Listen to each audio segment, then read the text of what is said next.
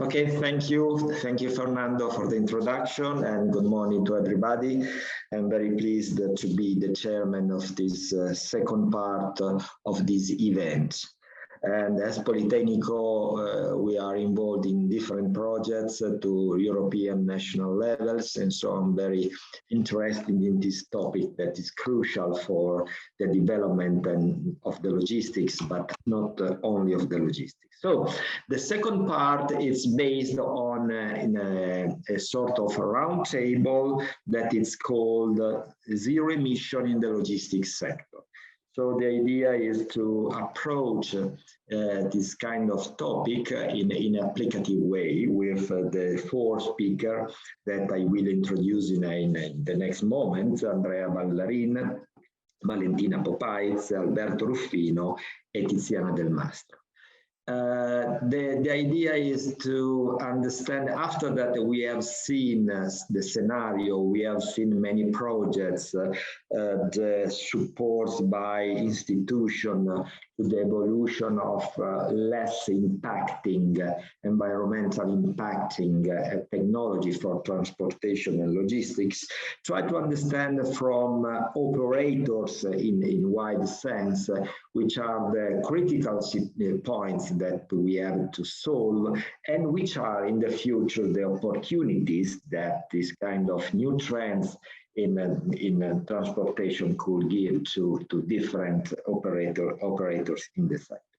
So the roundtable will manage with two questions for each of the speakers. One question, two common questions.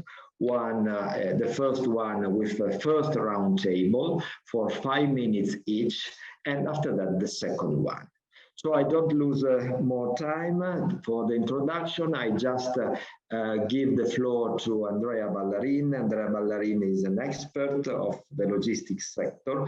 He has very many years of experience as advisor in the field of projects on transport, infrastructure, mobility, and he has collaborated with many institutions, big projects at national and European levels. So I would like to give the idea from Andrea, which are the most critical points to in the logistic area, in the logistics scenario, that you think can block, can reduce the speed for reach the zero emission in the logistics sector. Thank you, Andrea. Thank you very much. It's really a pleasure to participate to this meeting, to this event. First thing that I would like to say is that, of course, when you talk about logistics, you are talking about a very big family. So you have 360 topics to be somehow covered and to think about when you're dealing with logistics. So I'm trying to suggest some points, let's say, that are coming from a personal point of view on these topics that are basically related to the opportunities that I had during the last, let's say, at least 10 years in following several initiatives from several different kind of stakeholders, ranging from the institutional level, public institutional level, to the research and also private operators. So it's a wider picture. I mean, I'm trying to put on the paper. Talking about let's say issues to be further tackled, I would start saying that probably there is a lack of dialogue, or this dialogue between institutions and operators and research institutions should be further improved. It seems that there are different times of development between these stakeholders. Often there is too much focus on technology, and they don't think about how the operators can use the technology. Often there is a mismatch between, and we were also talking about this just a few minutes ago. There is a sort of mismatch between the let's say the targets that are set at governance level and the targets that are needed for the operators. So this is one of the first issues. So lack of dialogue. together with this, I would say lack of coordination. We need further coordination, further cooperation between the operators. I'm thinking about data sharing and data usage in terms of potential opportunities coming from the data sharing. I think it is necessary to see and to have a look at the wider picture, because we have a common goal. No, the goal is not for the operator X or whatever. It is a common goal. So we need to reach this goal together. So for this reason, maybe some stronger governance, for example, in terms of data management and data logic, would be very useful. Another issue that I was thinking about is that sometimes there is a lack of appropriate planning of these initiatives, of good planning. You know, good planning should usually lead to a solid position of investors. Investors are ready and let's say keen on the investment that they would like to go and to support the initiative. They should really underline the maturity of the initiative, and somehow this will lead to a better and easy co-financing. But often it is a matter of lack of planning. No, the planning is not so perfect, and so for this reason, then it's not let's say well supported.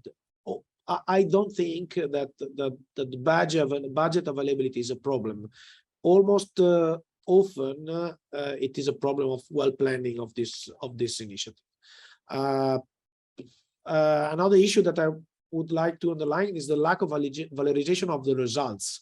When you think about the different activities that are performed, I'm thinking about European projects, but also about the initiatives that private operators are making. Often the valorization of these results are not easily understandable from users, for example, or also from institution. We need to find an efficient way to transfer properly these results, make let's say people, let's say users, operators, to know better and in a concrete way what we are talking about, what we are gaining with these initiatives. Together with this, and I would like to stop here then to leave the floor to the other speakers, probably a lack of knowledge. I'm thinking about operators, but also about users that are not pretty aware of, for example, intermodal solutions that are available, that are already available. And for this reason, they are still using, let's say, the most traditional way of moving freight. But of course, in the market there are this opportunity. So knowledge, it has to be further improved. And together with this, probably the lack of currently, and we are talking about this in several other initiatives and also in the European projects, lack of dedicated training path to create specialized profiles. I mean, professional profiles that are dealing with such topics that are connected with zero emission mobility. Okay. Thank you, Andrea. So also in this sector, there needs to have an efficient network of projects and coordination between projects, as the similar issue as the logistics sector. Okay, it's always a problem of connection, right connection, and roles within the network. Okay. The second speaker is Valentina Popais, that is the Business Development Manager of Katun Nazi. That is one of the biggest European logistic operators coming from Belgium that has a very important hub in Italy, close to Alessandria. So they are one of the focus point of this issue, because they manage trucks, they manage a way of transportations, they manage warehouses, and so are very in an immersive area in which they understand how to move through the evolution close to reduce the emissions. So I would like to know from Valentina, which is your point and which are the most difficult elements that today you meet. Yeah, okay. yeah. Hello, everybody, and thank you for the invitation. Interporto Rivalta Scrivia is an intermodal platform of 1.5 million square meters owned by Catunesi, that is a Belgian logistic company, and sustainability is a core pillar of our organization strategies and all around the world. And so also in Italy, we do our part. For example, here in Italy, we have implemented photovoltaic panels on top of our warehouses. We relamp with the LED our premises, and we are using green equipment inside the warehouses, and we are very committed in reduce, reuse, recycle, everything. I see 2 points about green mobility that are not only related to ourselves in Rivalta, but in common with other logistics provider. And the first one is related to energy infrastructure. As I said, we are an energy producer, but still not independent from fossil fuel, because we need a lot of energy also for warehouses that are refrigerated. And because also we have in front of them a charging station from fridge trucks.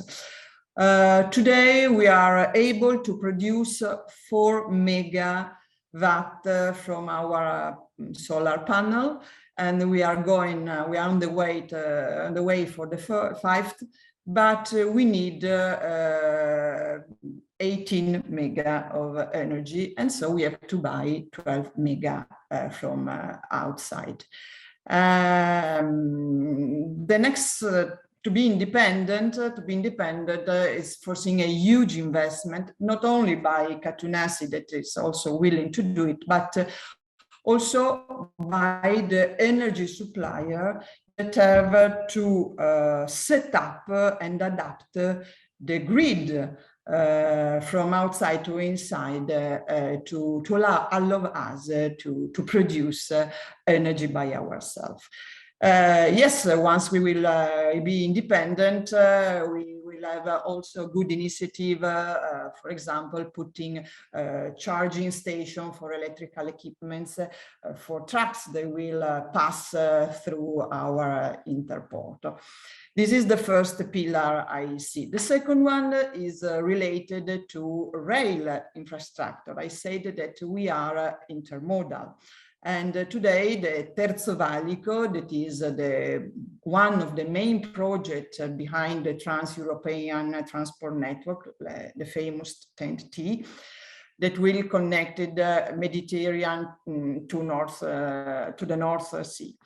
The Terzo Valico will impact to us in a huge way, and the big challenge will be the management of the length of the train, because the new concept of the trains is about 700 meters more than the actual ones. So we have to take in account also the handling of the trains inside the Interporto.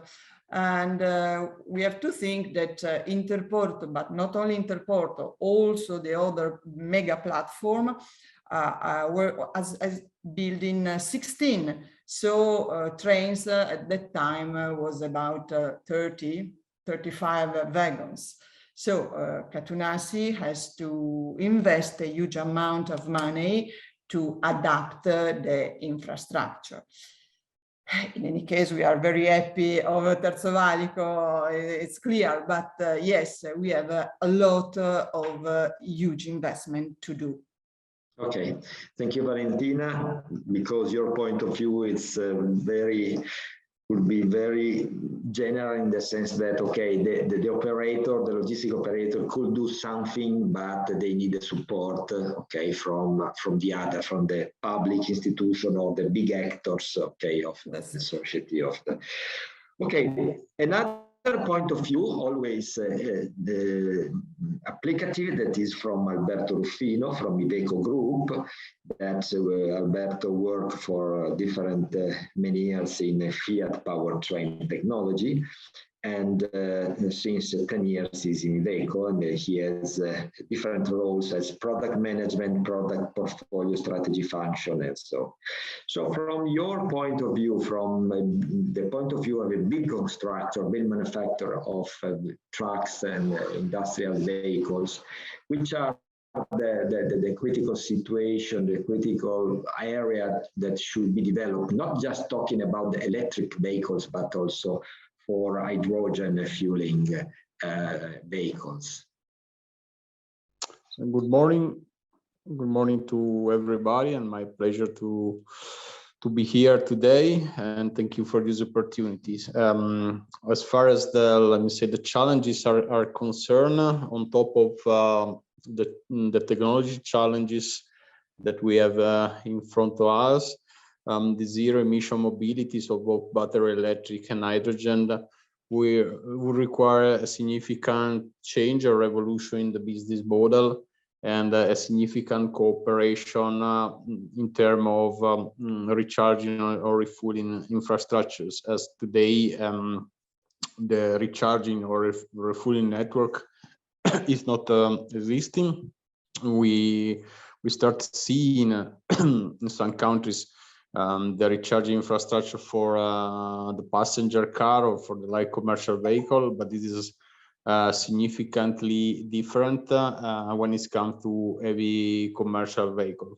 For an example, the power necessary to recharge a truck such as our Nikola 3 is 350 kilowatt per hour. This means the power of 100 apartments. So the challenge that we see is to create a sufficient wider network to support the mobility. Today not existing, and of course there are many energy companies that are well aware of this change, and they are working with us in order to understand what to do when and where.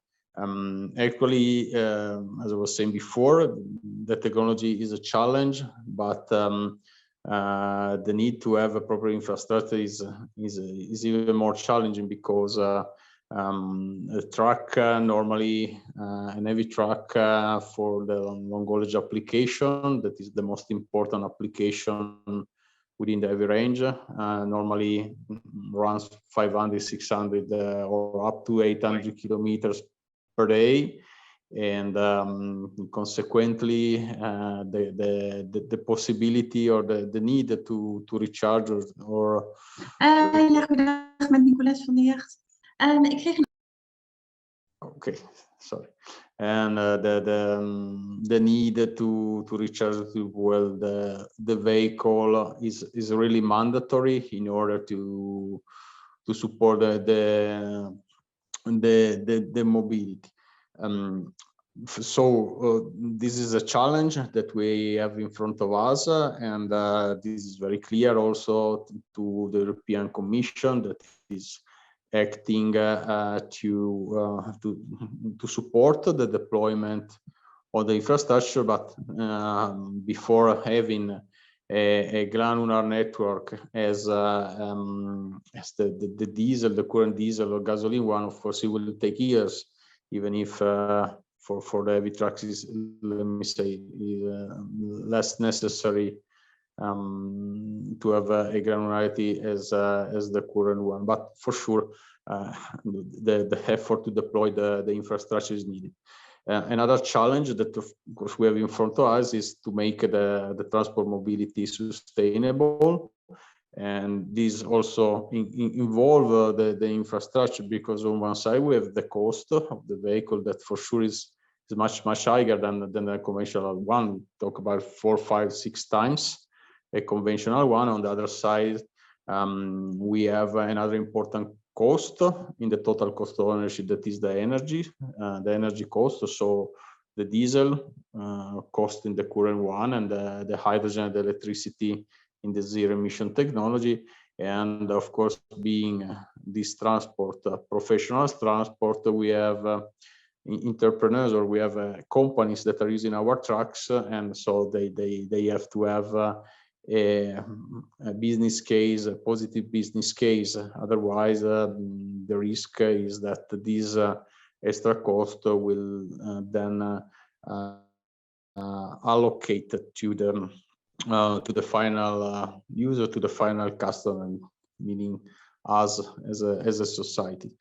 So these are the main challenges that we have in front of us in order to make the zero emission mobility economically sustainable, economically feasible, and let me say capable to support the need of the transporters, meaning capable to do the same, allow the customers to do the same job as today.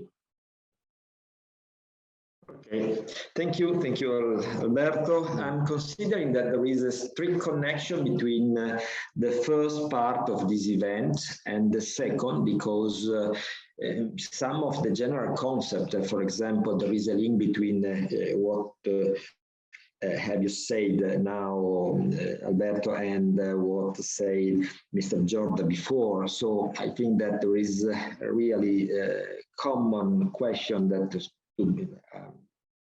are to be solved. And also a connection with the first part, I suppose, related to the speaker, Mr. Petecchia.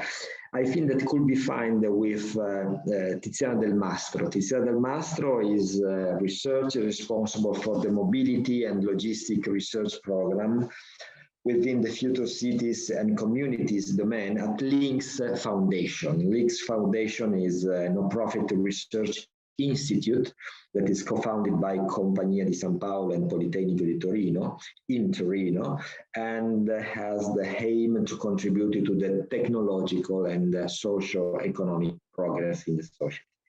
So I would like, and I think that Tiziana could give us the idea, their point of view about the networks, the more efficiency that we should have in the logistic network using technology that could help to reduce the consumption of energies in general.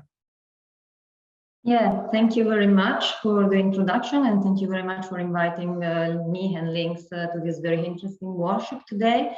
Yeah, related to the big challenges for reaching a zero emission logistics in 2050, in my opinion, I would like to stress a point that also Andrea Ballarin has introduced in his speech, and that has been introduced by the speakers this morning. That is the challenge of the full digitalization of the logistics sectors and of the sharing of information and data along the whole supply chains, because the digitalization and the sharing of information can enable an effective collaboration among the different stakeholders and players of the supply chain, both at the vertical and the horizontal level, and this will help to gain efficiency in logistics, because as also the previous speakers highlighted, the new technologies, the cleaner technologies, the green vehicles are very important and must be studied, but above all in the short term, we need to do more with what we have, and we need to use better what we already have and the resources that we have, and to generate efficiency gains through a smart combination of the modes of transport, through synchromodality, for instance, through the sharing of assets and resources between the different stakeholders. Of course, the European Union with the Digital Transport and Logistics Forum is working to create such a common framework for information sharing in multimodal transport and logistics networks through the creation of a federated network of the already existing digital platforms, because We have a lot of digital platforms. The data, a lot of data are already digitized, but they are not shared or not enough, let's say. Links Foundation worked in the Phoenix project that is one of the 2 projects that supported the Digital Transport and Logistics Forum for the creation and development of such a federated network of platforms to enable the sharing of information, business to administration and business to business information, and to enable the effective collaboration among the logistics operators. We were an implementing body for the Ministry of Infrastructure and Sustainable Mobility in Italy, and we focus especially in the pilot that was developed in Northwest Europe, and our focus was on the enterprises and the scalability of this federated network of platforms, of these Phoenix platforms, we have to interview the companies, logistics companies in Northwest Italy, to understand which is the potential of extending the Phoenix platform and if they would like to join such a platform. And some criticalities came up through these interviews. First of all, interfaces in Northwest Italy are still a digital divide between companies of different sizes. Big companies, of course, are digitized and have their own proprietary platforms, while the small, medium enterprises are not very interested in digitalization. They act passively towards this digitalization. If needed, they do it, but they do not see the need to adopt new digital platform and to change their operation setup. Apart from the technological point of view, a lot of barriers to digitalization and collaboration in logistics are related to non-technological issues. The main obstacle, of course, is represented by data confidentiality. The companies do not have any intention to share detailed data, but also lack of resources, both in terms of staff. This of course, has been said, especially by small, medium enterprises, but also the costs are considered too high and exceeding the added value of this digital platform at the moment. Platforms are rigid. They do not allow to deal with the exceptions and enough flexibility to the small, medium enterprises. And for them, and for most of them, it is a sort of value proposition to provide, let's say, customized services to their clients. And finally, last but not least, procedures are not yet harmonized. And so digitalization could be the occasion to standardize and harmonize the procedure. So to conclude, the further development of ICT and digitalization in the logistics sector must avoid in the short term the marginalization of small, medium enterprises and should avoid to create competitive disadvantages. And we should support small, medium enterprises that in Northwest Italy are a lot, really a lot, to digitalize, to further improve their digitalization. Thank you, Tiziana. I think that looking that we are from your intervent, we are overlapping many technologies. Okay, so in a scenario that's not so clear, so we are moving in an uncertain area. Okay, we can say so. Now we have seen the negative side of the uncertainty. Now we have to look to the positive side of the uncertainty, is we call opportunity. So the second question for all is, which kind of opportunities in terms of new boundaries, in which way the business could move in a new frontiers that are not possible or we cannot imagine in the traditional business, in the traditional energy. So which kind of new development you can imagine in your business, your activity, due to the approach to the zero emission in the logistics sector? Andrea, please. Well, thank you very much. As far as we will talking about the threats at the beginning, then of course we have the correspondent, let's say, area of potential improvements. I would start from cooperation. Cooperation among stakeholders, it's fundamental, and it is basically the case of several partnerships of huge projects, for example, financed by European Union. Mrs.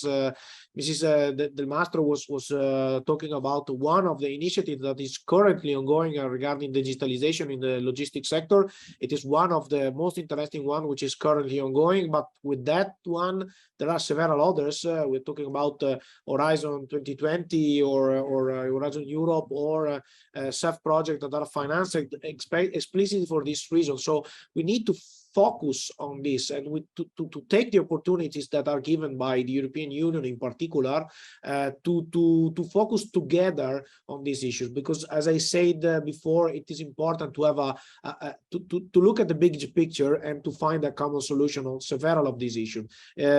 Going further alone, it is really difficult, and it is important to work together to reach the same goal together. Really, in strict synergy with this issue, there is the financing topic. More than ever, we have plenty of potential funds that we can somehow exploit. Thinking about the Recovery and Resilience funds, but several other initiatives also, including the ones coming from the European Union, like the CEF, the Connecting Euro Facility, which is a very, very important focus. They were also talking some moments before us about the opportunity coming from AFIF in the CEF. So it's really important to get this opportunity and to exploit this opportunity in the best way possible, because when we are talking about research and development, which is funded, then the next step is to be much more closer to the operators, to how they are going to use this opportunity, thanks also to this kind of initiatives. I'm personally really near to another issue, another topic, which is the valorization of the environmental benefits. We often talk about CO2 savings, GHG savings, and so on, but too often people don't know what we are talking about, and they are not the proper, let's say, sense of what we are talking about. So it is fundamental to find a way to valorize in the market this issue. It is really important. You know, we have, for example, the emission trading schemes that are available for specific topics, but also for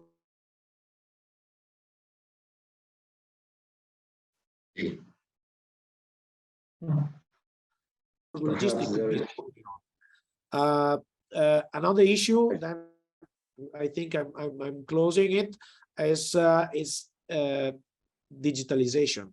Digitalization is the most disruptive issue that we can work on, and this is something that also the master was underlining.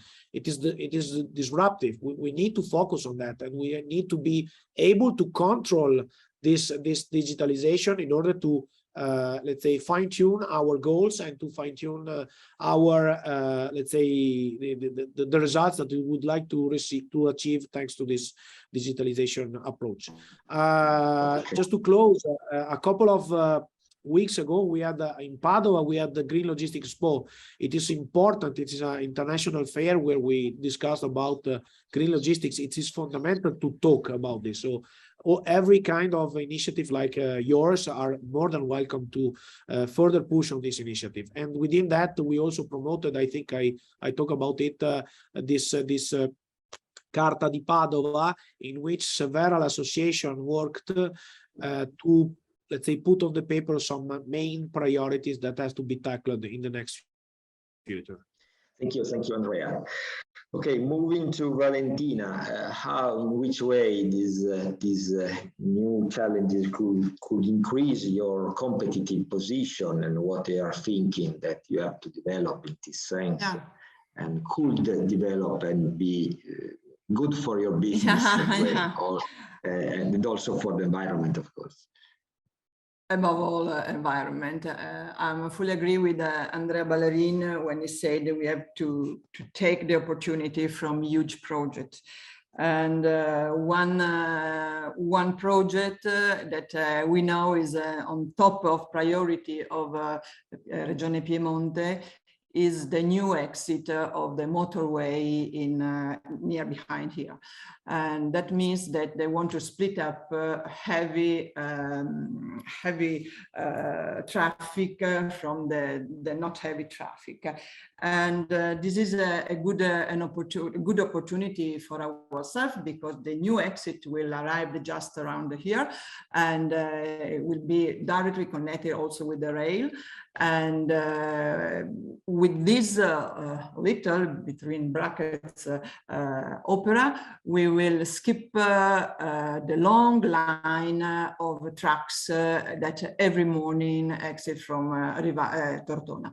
And so we can avoid, obviously, CO2 pollution, CO2 emission and pollution, and we can more and faster the entrance of trucks in our interport. That is something that we are waiting, and we have to thank Terzo Valico for that.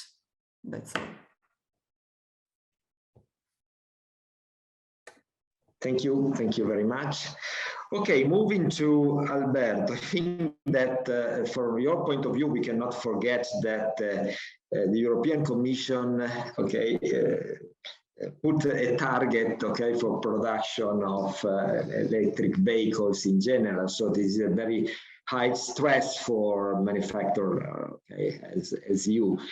Perhaps this is, of course, an opportunity to increase technology and new research and new engineering approach, etc., etc. What do you think about the evolution that you could have in a positive sense? Yes, you're right. Of course, the European Commission is really challenging us in terms of CO2 targets. And this, of course, will turn into an opportunity to deploy and to develop high value-added technologies. So for both battery electric and hydrogen vehicles. And as I was saying before, is the zero emission mobility would require significant interaction with the energy companies and the overall ecosystem. This for sure will be an opportunity for the energy companies to also to deploy new business, and for us to work close or together with them in order to develop a new business model, moving from a role of the OEM as a truck provider to a new role as a mobility service provider, as the link between the vehicle and the energy that we put inside the vehicle. So both electric or hydrogen is becoming and will be stronger and stronger, and a solution to make this new technology viable for the customer and economically affordable would be to have an integrated approach and to have an integrated offer. And this is of course is a new business model also that will switch from a conventional upfront sale to more evoluted business models such as pay-per-use or pay-per-drive, because of the high cost involved in the new business. And so we expect that, of course, on one side we had the challenge to replace most of, in a few decades, all the applications that currently are utilizing diesel or energy technology with zero emission technology. But on the other side, we expect to develop a new way to approach it, a new business models, and of course this can be really an opportunity to review the way of we made the business today, and of course making a profitable business for us, for the transporters, and hopefully also for the final customer, even if Of course, we know that the zero emission mobility for sure would cost more, but as it always happened, that let's say more enhanced technology always has an higher cost. But of course, we expect also the life of the people would be better, and I think so. This is really good for everybody. But the cooperation with the energy company and the services that we will offer for sure will be the base for a different way of making the business in the truck world, as is happening already in the passenger car with different. Thank you. Moving from the last concept, the fact that the new technologies on logistics transportation are not just changing the technical side of the question, but are moving or changing the roles of the operators, okay, like in digital sector. So the different actors that in the past did one part of the business, one part of the activity could be mixed and could have new roles in these new scenarios, like the energy suppliers that should work with you or other roles. Anyway, so I think that this is a good starting point for Tiziana, okay, in which the digital approach should be more inclusive, more connected in the sense of cooperation between different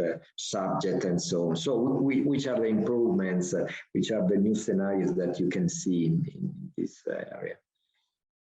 Yeah, again, as you as told better than me, and also Andrea before, the cooperation among the different stakeholders in the supply chain is the biggest opportunity, especially for the small, medium enterprises. They do not have to lose this opportunity, and we need to support them not only from the technological point of view, but also to find effective and fair business models for a fair cooperation of all the logistics players along the supply chain.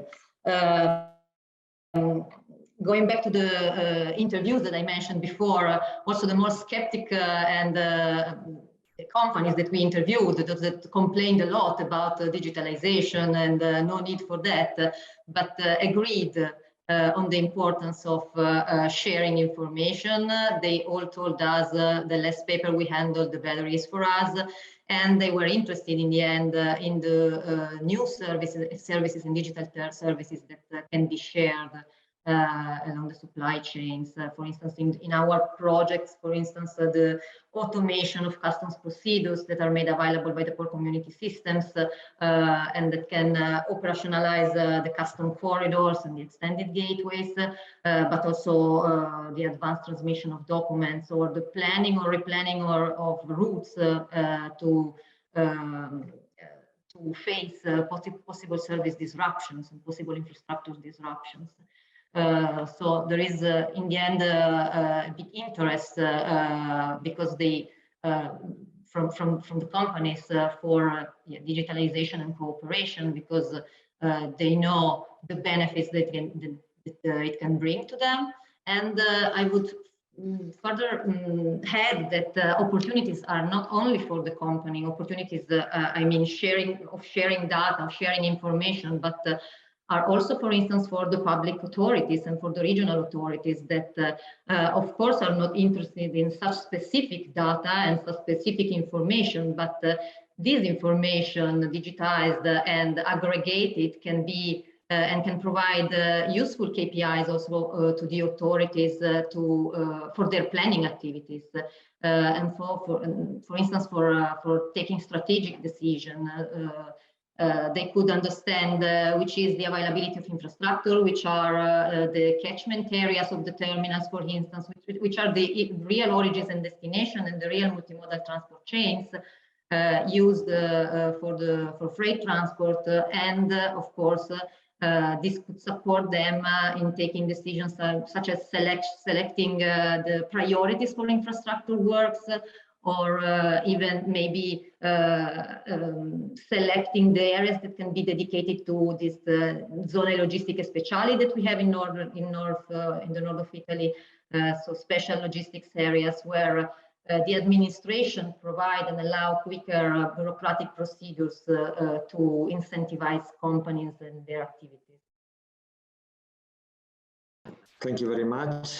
Okay, thank you to all the speakers to be on time and the strict times that we have given them. There is one question, but perhaps is for one speaker of the first round, because the question is there any foreseen incentive for the enhancement of ultra-fast charging infrastructures, or both in terms of research and development and installation in Piedmont or in Italy or UE? And perhaps the Regione Piemonte could give us some indication if there are some investment or some project that are in development or not. I don't know if Tiziana Dell'Olmo or some colleagues can respond. It is not exactly my field, but what I can say is that at the national level, there is a national plan on ultra broadband that is ongoing and is facilitating the infrastructure of ultra broadband in the area that are where the market, let's say, is not working. So there is not enough demand for developing from the market. Apart from this plan, honestly, I don't know if there are other incentives. I don't know if the other colleagues. Okay. Thank you for your participation, and also I can say goodbye to you from here, from Giovanni Zenezzini, that is my colleagues that works with me on these topics. I leave the floor to Fernando for the conclusion of the event. No, thank you very much for the panel, all the speakers, very good insights on the situation. I would like also to address the question that as part of the strategic research innovation agenda of 2.0, the partnership, European partnership, megawatt charging is one of the important points there. And in the next calls for proposals in Horizon Europe 23-24, it will be a dedicated topic in order to explore further megawatt charging. So stay tuned, because within the Horizon Europe, the 2.0 program will be a call on that. And I would like to give it pass the floor to Marcia or Peter for closing this session.